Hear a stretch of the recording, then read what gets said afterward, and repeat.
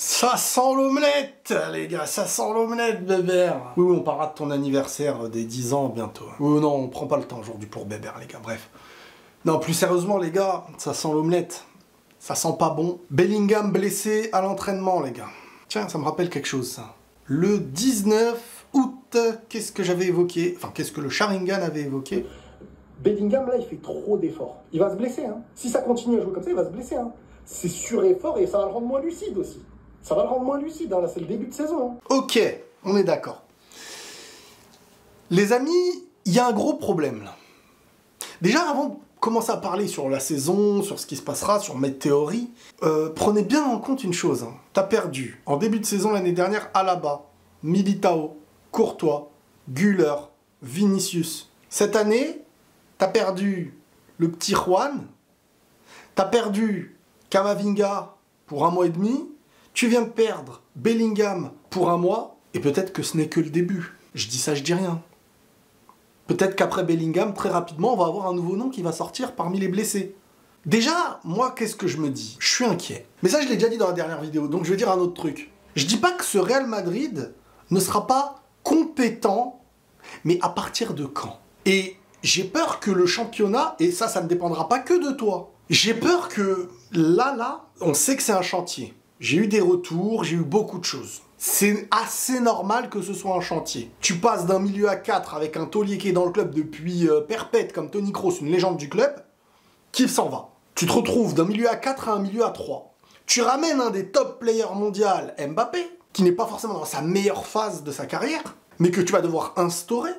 Ces joueurs-là reviennent à peine depuis 2 semaines de vacances, et il va falloir créer une cohésion, un équilibre. Et donc, ça demandera du temps. En plus de l'enchaînement footballistique avec les saisons, les compétitions internationales, machin, ils n'ont pas de longues vacances au point où Ancelotti était prêt à laisser certains joueurs aller se reposer, plus même dans la saison, pour dire que les joueurs ont besoin de repos. Alors, moi je me dis, t'as un effectif qui te permet de faire tourner. Donc, pourquoi pas faire tourner? Mais d'un autre côté, tu réfléchis, tu dis, ouais, mais attends, t'as besoin de créer d'abord une base.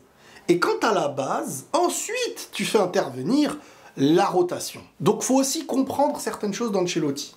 Créer une base, parce que déjà, tu es titulaire. Ton équipe fixe, tu ne l'as pas encore, du moins dans la cohésion. Alors, plus le temps passe, et moi je vous dis qu'au final, il va y avoir un retour de 4-4-2 avec 2 attaquants, mais pour l'instant, Ancelotti fait tout pour essayer de faire jouer les 3 de devant. Et comment ça va se passer au retour de Camavinga, c'est une question que je me pose. Mais là, les gars, on vient de perdre Bellingham.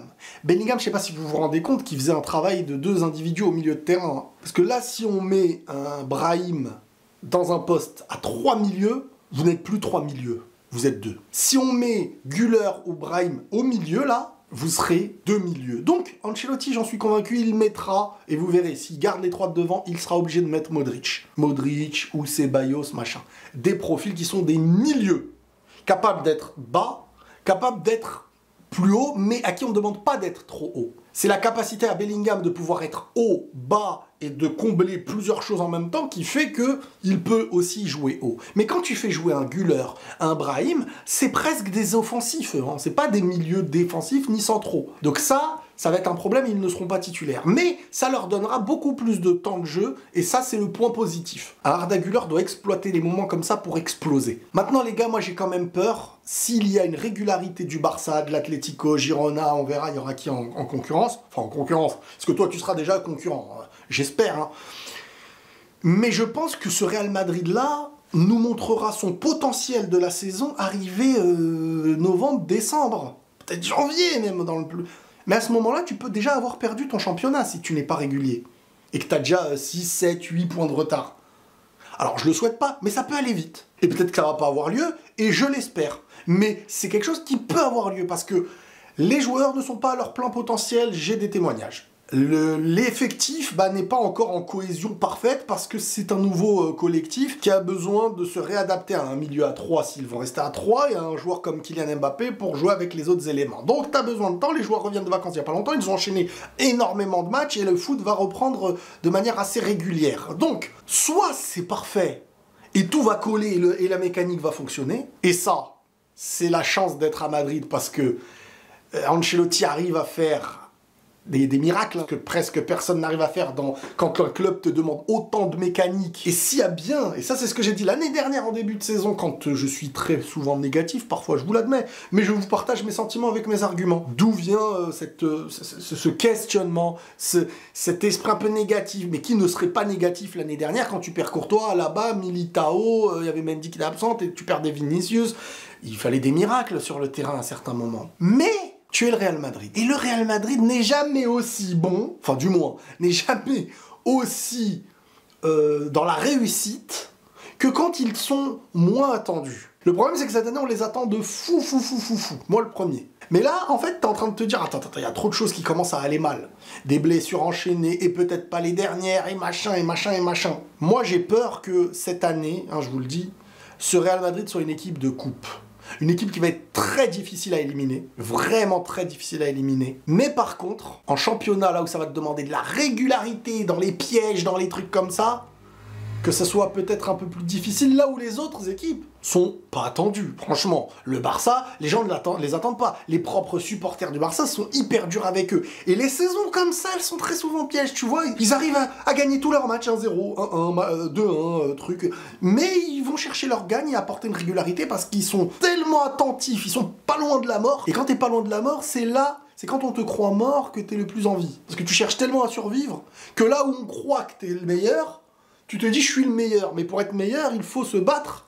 Et est-ce qu'on se bat toujours plus quand on croit qu'on est proche de la mort, ou quand on croit qu'on est déjà plus fort que les autres? Ça c'est la question, et je ne parle pas des joueurs, parce que eux ils vont se donner, je parle de notre mentalité collective. Ce Real Madrid, j'ai rarement, franchement je sais même pas si j'ai déjà été autant attentif à un avant-match. Chaque match du... Alors c'est un kiff, franchement c'est un kiff. Chaque match du Real, là, en fonction de ce qui va se passer, j'ai rarement vu autant de résumés des 2 derniers matchs du Real. Et le prochain, je l'attends comme jamais. Je sais pas si vous, c'est un petit peu ça.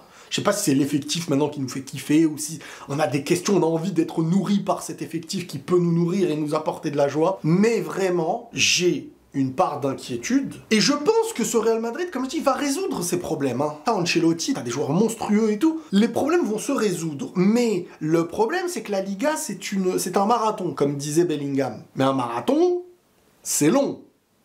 Et ce qui est long te demande de ne pas rater ton démarrage. Parce que tu n'es plus maître de toi-même. C'est très simple.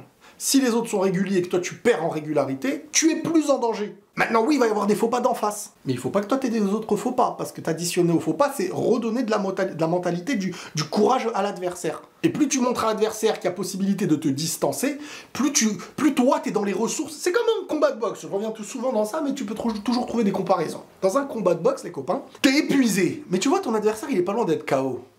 Est-ce que tu te dis, attends, il faut que je respire? Tu te dis, mais ton adrénaline fait que tu as trouvé les ressources nécessaires pour éteindre ton adversaire parce que tu sais qu'après, t'es tranquille.